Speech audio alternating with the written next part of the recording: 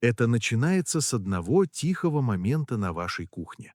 Вы стоите перед шкафом, в одной руке у вас пакет с хрустящими гранулами, в другой жестяная банка или мягкий пакетик с влажным кормом. В этот миг вы чувствуете себя идеальным опекуном. Вы думаете, что даете своей кошке лучшее из обоих миров? Приятный хруст для зубов и сочную влагу для здоровья. Но что на самом деле происходит внутри этого изысканного, созданного природой организма, когда эти два типа питания встречаются в одной миске каждый день? Правда, оказывается гораздо сложнее, чем простое смешивание текстур. Существует одна тонкая деталь, которая может начать работать против вашей кошки, если вы допустите хотя бы одну незаметную ошибку. В сознании вашей кошки вы не просто хозяин, который покупает еду. Для нее вы просто очень большая, на удивление неуклюжая, но бесконечно любимая кошка. Лидер ее колонии и главный архитектор ее биологической судьбы. И сегодня мы разберем, как правильно выстроить эту архитектуру питания, чтобы не превратить заботу в скрытую угрозу. Часть 1. Наследие пустыни и полумера гидратации. Чтобы понять, что происходит в организме кошки при смешанном кормлении, мы должны вернуться на тысячи лет назад, в раскаленные пески пустынь. Ваша кошка — это пустынный хищник по своей архитектуре. Ее предки получали почти всю необходимую воду не из оазисов, а напрямую из своей добычи. Именно поэтому ваша кошка может часами игнорировать самую красивую миску с водой это. Не упрямство, это глубокий биологический инстинкт. Когда вы предлагаете кошке только сухой корм, вы даете ей продукт, в котором содержится всего около 10% влаги, в то время как влажный корм содержит от 75% до 80% влаги. Это практически идеальное. Совпадение с влажностью. Мыши в дикой природе. Когда вы добавляете влажный корм в ежедневный рацион, происходит нечто мгновенное. Общее потребление воды вашей кошкой резко возрастает. Почкам становится легче фильтровать отходы, моча становится более разбавленной, а риск образования кристаллов и опасных мочевых просветов – одной из самых частых, экстренных ситуаций в ветеринарии начинает стремительно падать. Но здесь кроется ловушка, которую пропускает большинство владельцев. Гидратация улучшается, но часто лишь наполовину. Если вы просто кладете ложку влажного корма поверх полной миски сухого сухарика, вы практически не двигаете стрелку весов здоровья.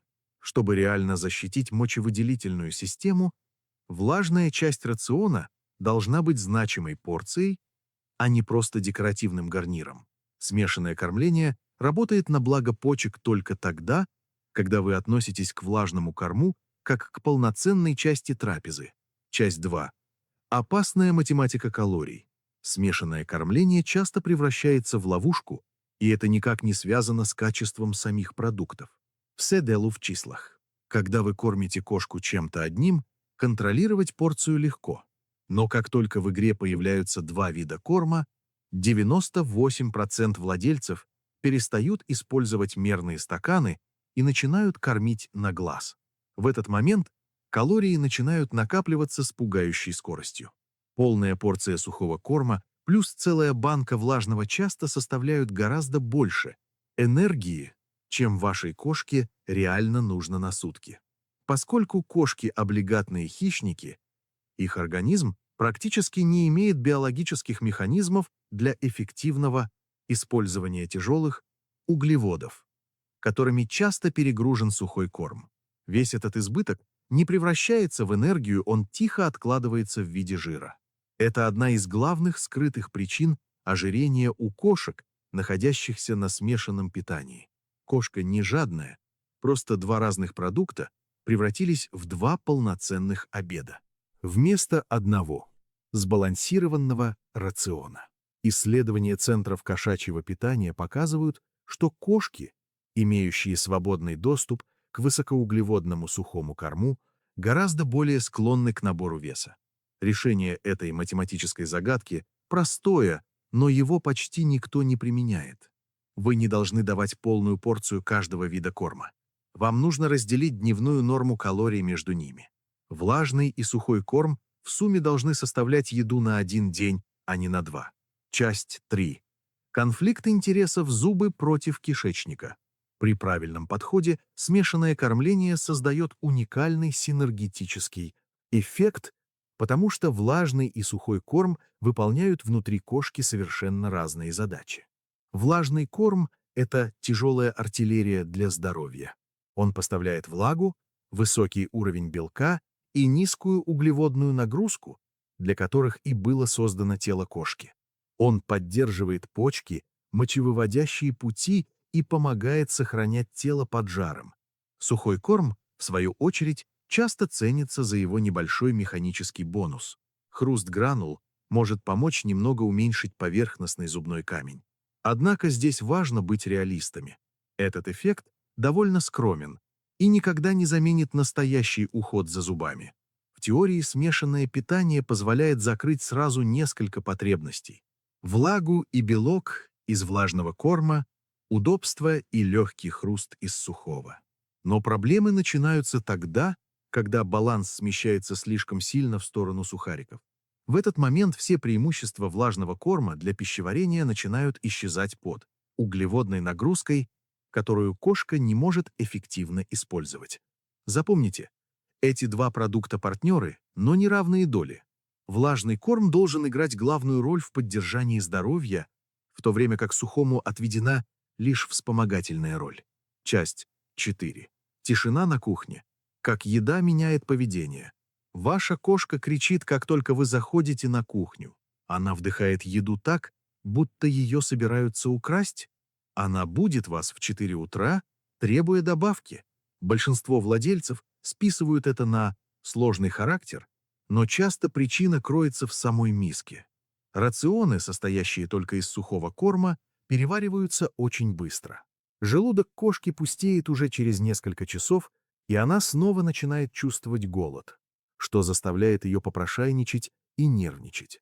Именно здесь влажная часть смешанного питания проявляет себя как инструмент психологического спокойствия. Более высокий уровень белка во влажном корме вызывает более сильный отклик чувства. Насыщение, кроме того, влага добавляет физический объем порции, мягко растягивая стенки желудка. Этого достаточно, чтобы в мозгу кошки щелкнул переключатель «Я наелась». Исследования показывают, что питание с высоким содержанием белка снижает частоту поиска еды и уменьшает фрустрацию между приемами. Пищи. Кошка, получающая правильный баланс влажного и сухого корма, часто съедает свою порцию, чувствует себя сытой и просто уходит отдыхать. Однако есть важный нюанс. Если при смешанном питании вы оставляете сухой корм в свободном доступе для перекусов в течение дня, вы рискуете поддержать этот замкнутый круг беспокойства. Постоянный доступ к быстро перевариваемым гранулам не дает организму достичь состояния настоящего удовлетворения.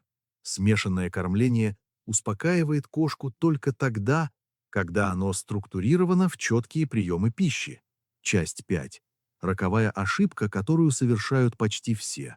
Если смешанное питание так полезно для гидратации, веса и поведения, то в чем же заключается риск?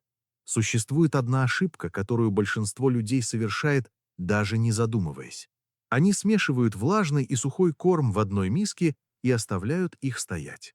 Это кажется удобным и эффективным, но на самом деле это худшее из обоих миров. Вот почему сухой корм может стоять часами, практически не меняя своих свойств. Но влажный корм нет.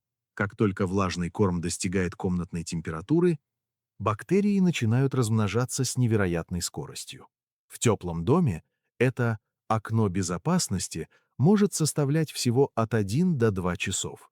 Когда вы перемешиваете влажный корм с сухим, вы затягиваете всю миску в это короткое временное окно. Сухой корм становится мягким и несвежим, а влажный начинает портиться.